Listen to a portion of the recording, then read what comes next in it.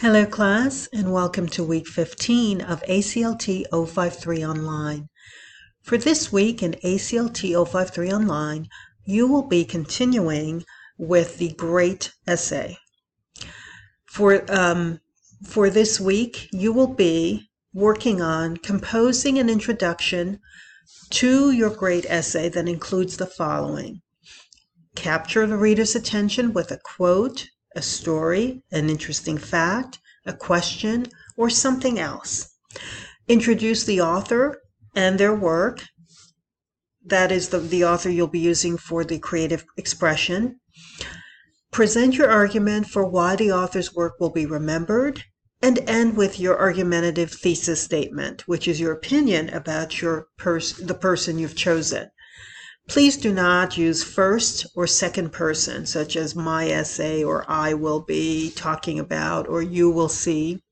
Include details and or quotes from the sources that you used in your annotated bibliography that you did in English 101.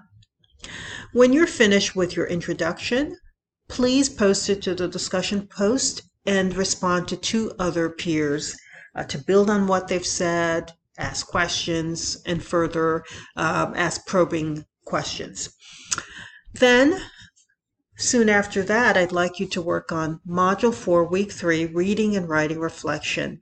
This is your last reflection of the semester where you'll be reflecting on all that you've learned from the great module, from the Lumen resources, from your composing of a thesis, researching the person whom you find to be extraordinary in their creative expression.